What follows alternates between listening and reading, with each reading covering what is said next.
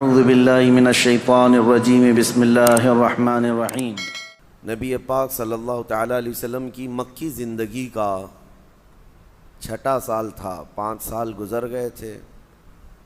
چھٹے اور 7ویں سال چونکہ 70 صحابہ اکرام ہجرت کر چکے تھے حبشہ کی طرف، اور جو بچے تھے مکہ میں وہ بھی بڑی مشقتوں کے ساتھ رہ رہے تھے، تکلیفوں کے ساتھ رہ رہے تھے۔ ایک وقت ایسا آیا کہ حضرت ابوبکر صدیق رضی اللہ تعالیٰ عنہ وہ اکیلے تنہا مکہ سے نکل پڑے۔ یہ حضور پاک صلی اللہ علیہ وسلم کی نبوت کا چھٹا سال ہے۔ وہ اکیلے مکہ چھوڑ کر جا رہے تھے، اس لیے کہ مکہ والے بہت سخت اذیتیں دے رہے تھے، نہ قرآن پڑھنے دیتے تھے، نہ ہی شعائر اسلام پر عمل کی کوئی صورت تھی۔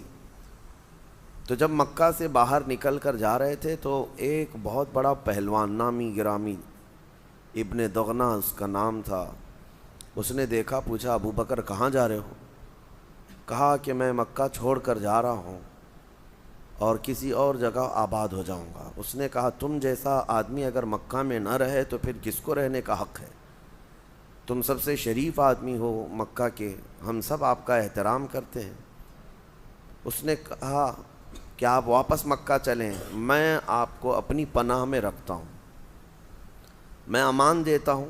اس وقت کا نظام یہ تھا کہ اگر کوئی آدمی کسی کی پناہ لیتا ہے یا کسی کو امان دیتا ہے تو اس کا مطلب یہ تھا کہ پھر دوسرا کوئی آدمی اس سے لڑنے آتا تو جو پناہ دیا ہوا آدمی ہے وہ پورے اپنے خاندان کے ساتھ اس کا مقابلہ کرتا۔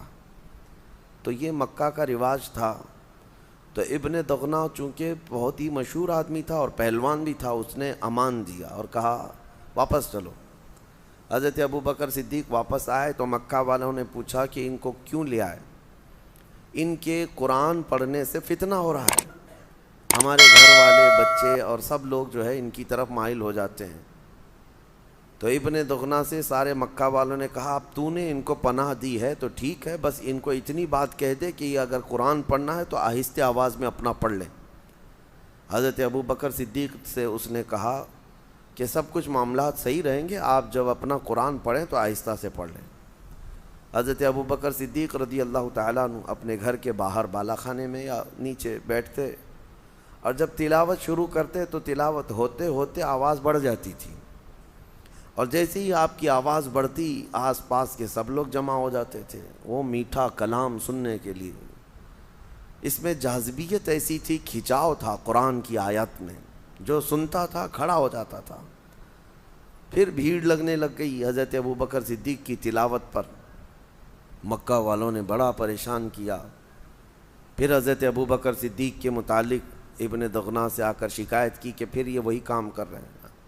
ابن دغنہ نے دوبارہ کہا کہ ابو بکر اپنی آواز کو پست کر لو، لوگ فتنے میں مبتلا ہیں۔ تو حضرت ابو بکر صدیق نے بات سن لی۔ اس کے بعد پھر دوسرا دن آیا، آپ نے جب تلاوت شروع کی تو پھر ویسی بلند آواز ہونے لگی۔ ابن دغنہ پھر آیا، مکہ والوں نے شکایت کی کیونکہ آپ کی تلاوت سے کوئی نہ کوئی مسلمان ضرور ہوتا، قرآن کی آپ تلاوت کرتے اور لوگ متاثر ہوتے تھے۔ اس نے آ کر کہا کہ ابو بکر میں نے اتنی مرتبہ تم سے کہا ہے کہ یہ تمہارے قرآن کی تلاوت سے مکہ والوں میں بڑا عجیب معاملہ ہے۔ حضرت ابو بکر صدیق نے کہا ابن دغنہ تو اپنی پناہ اپنے پاس رکھ، تیری امان تیرے پاس رکھ، میں اللہ کی امان میں کافی ہوں۔ اس نے کہا کہ میں اپنی امان اٹھا لیتا ہوں۔ حضرت ابو بکر صدیق نے کہا مجھے اس کی کوئی پرواہ نہیں۔ وہ ایسے سخت ترین حالات میں قرآن پر ایسے عمل کرتے رہے، انہیں کسی کے پناہ کی اور کسی کے امان کی بھی حاجت نہیں تھی۔ ویڈیو کو لائک کر کے شیئر ضرور کر دینا۔